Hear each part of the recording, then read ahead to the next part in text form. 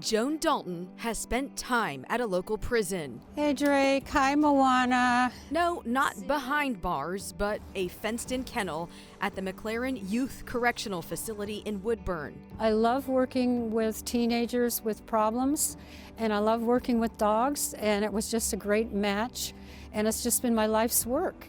Joan founded Project Pooch. It's a nonprofit rescue group.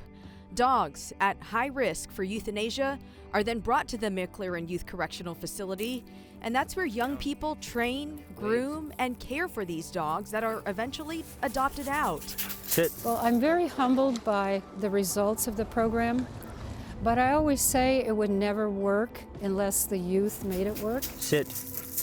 Joan and social scientists say there is proof this program empowers young people and helps lead to their success in the treatment program.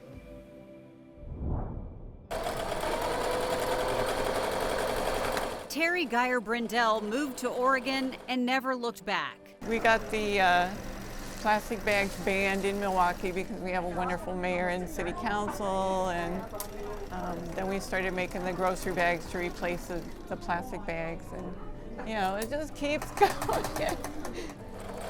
Terry then started a so-called sewing club to make cloth bags. They have finished thousands of bags to give away at farmers markets, community gardens, and schools.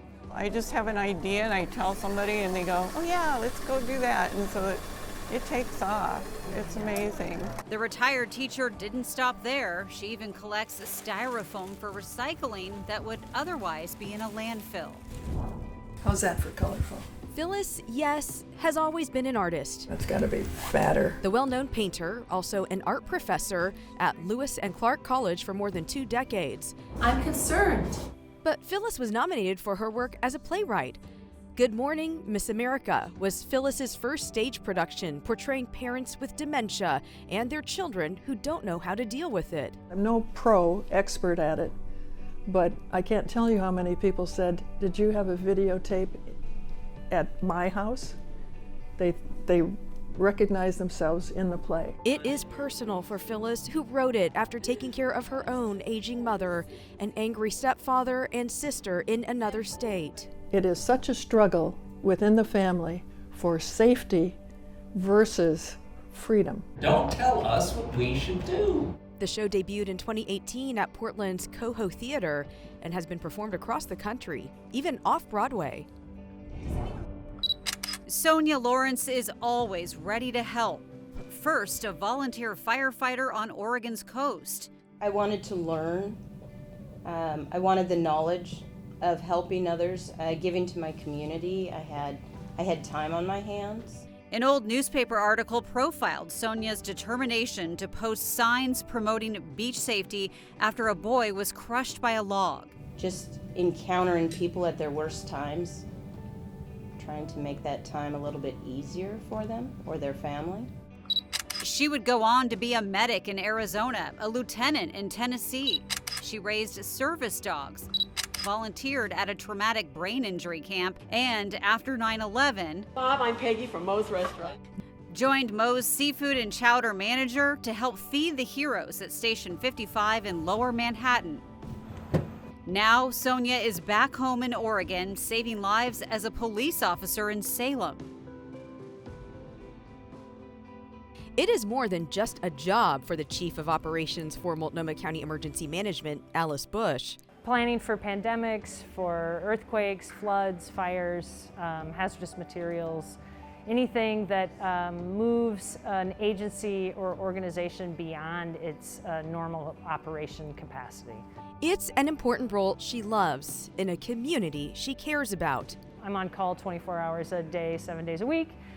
Usually that's not so bad because there's not usually a lot going on that exceeds everybody else's capacity, but this past 15 months has been a pretty long 15 months. One way Alice looks at her role in emergency management is as a problem solver. She feels she is constantly searching for ways to help and improve people's lives.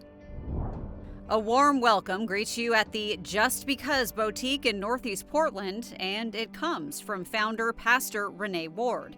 Pastor Renee says this boutique is open to anyone, and the proceeds benefit any woman who's been impacted by a cancer diagnosis. To make them feel beautiful, to let them know that life isn't over, it's just beginning. And I would be remiss not to say, my sort of mantra is, a positive diagnosis doesn't mean a negative outcome. I speak life, and that's what I tell people. The pastor openly shares her faith to lift others. She is now a cancer survivor who also wears hats as a mom, model, mentor, and more, reaching out to give back to the community she's called home for decades. Most folks know me for my advocacy against police brutality.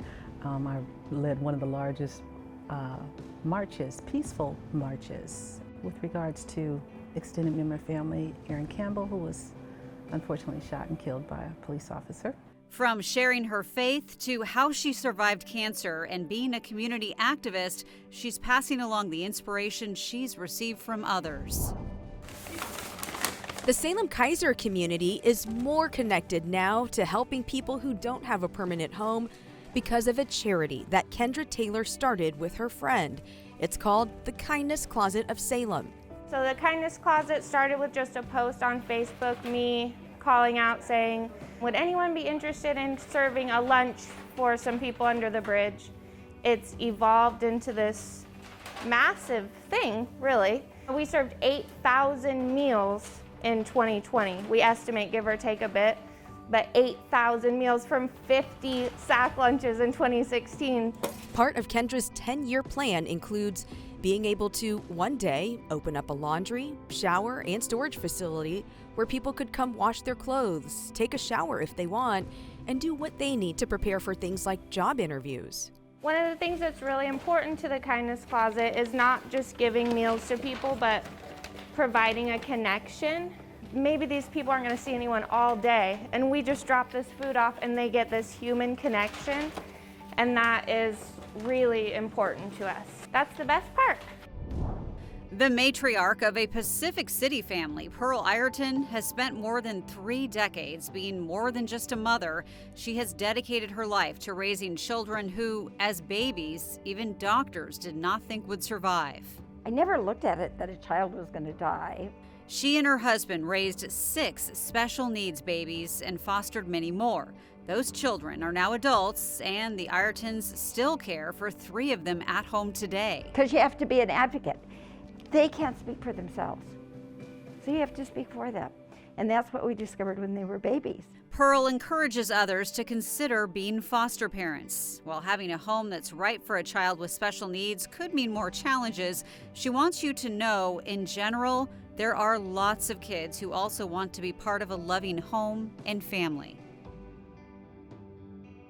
Kristen Bride lost her teenage son during the first year of the pandemic. In the weeks that followed, we learned that he had been viciously cyberbullied by his high school classmates who were using Snapchats, anonymous apps, YOLO, and LMK to hide their identities. And it was really at that point that I had a decision to make, whether I just accept this and cry in bed all day or develop a plan to fight back. She's keeping her son's memory alive by finding ways to tackle cyberbullying and hoping to save lives in the process. Without the requirement to notify parents of bullying incidents, both bullying victims and perpetrators will not get the help that they desperately need. This bill finally passed after 3 years, and they have nicknamed it Carson's Law, which means so much to our family. Kristen can't be with us today because she is in Washington, D.C. lobbying to protect our children. Heidi Daniel spent nearly 2 decades as a nurse at Dornbecker Children's Hospital. She created a marathon program for kids fighting cancer. So I was just thinking, how can we make this a little more exciting? And what would be a good incentive? And so came up with the idea of giving a pair of Nike shoes as a reward. With help from nurses, they calculated 24 laps around the unit equals 1 mile. Now the goal, to complete a marathon. Those who do get a fresh pair of Nikes. During the pandemic, Heidi had to step away from the job she loves. They called me at work at like 6 o'clock in the evening and said, "You have cancer." And I left, and then I never went back. It's gastric, and it's spread. So, sorry. We're just, the treatment is just kind of buying time, as much time as we can with it.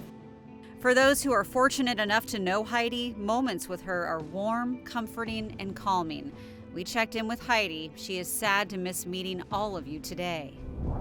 Christine Gottman with Magic Wheelchair helps kids embrace disability pride with amazing creations, matching kids with disabilities with makers in the community to create the wheelchair of their dreams. Magic Wheelchair just feels like a catalyst for inclusion. As a feisty advocate herself, Christine leads by example. With my disability pride, I say disabled. Like, I'm disabled, capital D disabled. There's nothing wrong with it. Because it's my identity. It's not something I bring along with me, it's who I am. In 2020, Christine also helped shape an Oregon law which now requires hospitals to allow patients with disabilities have their support person with them. Each day, she also works to fight for the rights of people with disabilities through what she says is her dream job at the Oregon Health Authority. So I think through Magic Wheelchair and through my work, I'm hoping that everyone can learn to make a difference with their own authentic voice and not have to fit in or act like others. And Alicecustodio is a lifelong community servant, from coaching Little League to organizing lunches for local vets. We honor those who serve. If there's something that's concerning the veterans, we're going to put it in here and stuff because that's who we are. This wise woman is a selfless volunteer with a good attitude about helping others. My gosh, Alice, what can't you do? Well, I'm still learning. Learning, she says, should never stop. It's not a failure, it's because you haven't learned to do it right. And so you have to keep at it. That's what I have always told the kids. You didn't fail. You just didn't succeed as well as you needed to. And so it takes practice, and everything takes practice.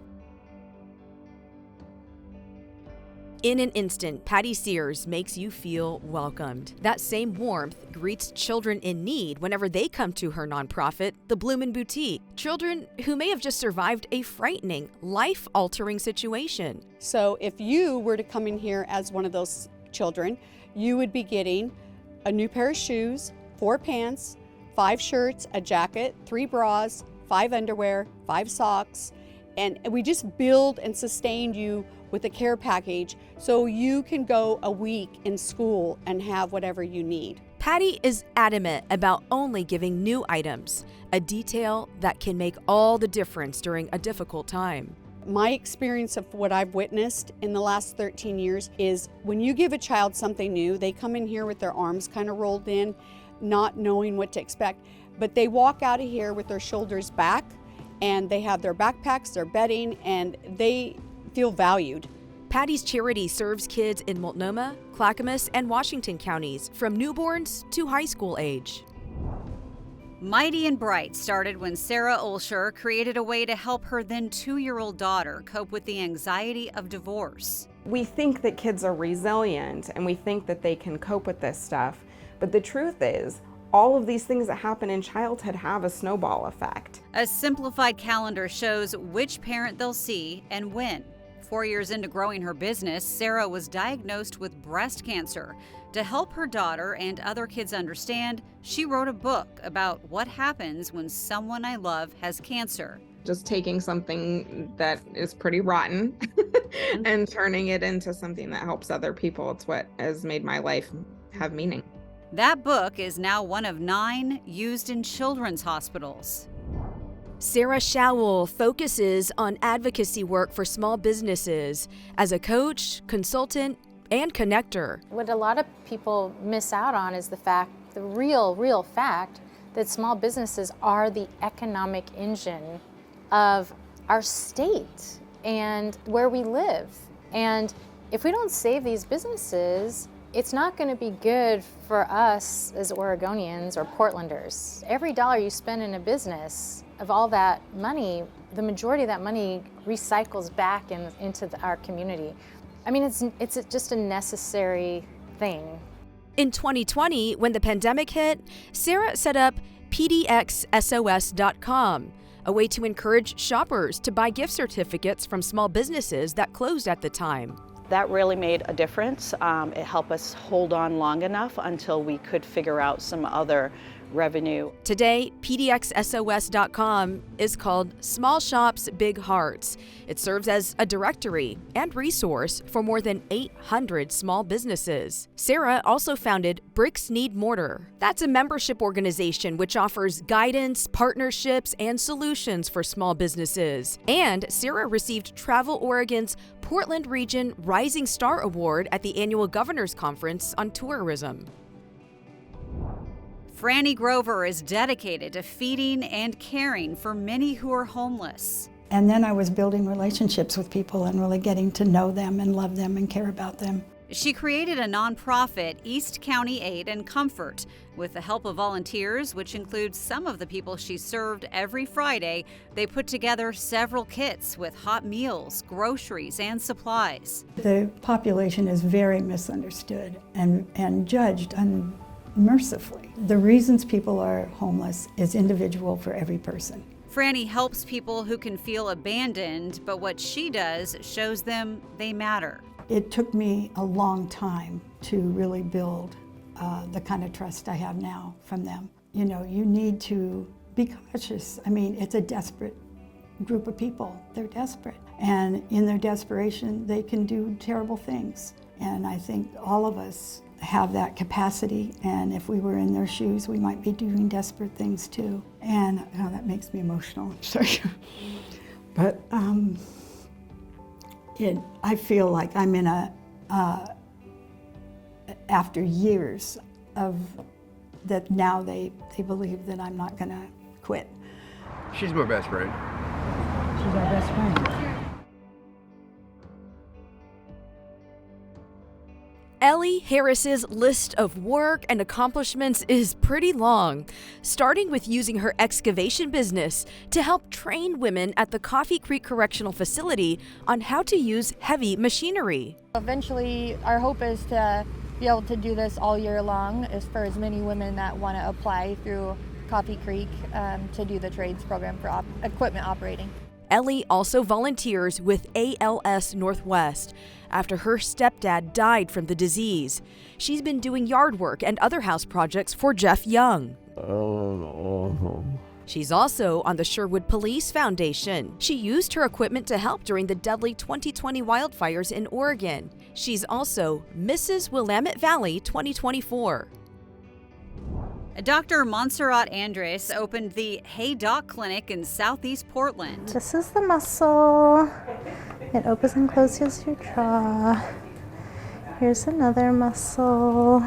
She is Latina and queer, and people were asking her, where are the other BIPOC and queer and transgender-friendly providers? It's not that we're not here, it's just that people are having a hard time sifting through lists that are impersonal and like trying to go by pictures, and is this person even good? You know, when we all get our website to go look at our insurance providers, and you're just like, I don't know. Monserat not only started compiling a list for patients, but she also started this podcast talking with other BIPOC and queer people in the medical community. What a lot of people don't know is she has sacrificed so much of herself to keep this place going. And see, I'm like, here we go. All right, so I'm starting up table 17. This goes with no toast here, goes with the sausage. The mother of all mothers, Chef Lisa Schroeder, left her abusive first husband and was raising her young daughter, Stephanie, in New York City when she had the idea for Mother's Bistro. And one day I had the epiphany, wait a minute, I can get all this food, pizza, Chinese food, but where can I get mother food? The kind of food that I would make if I had time. And that's what I realized, that the world needed a place that served mother food.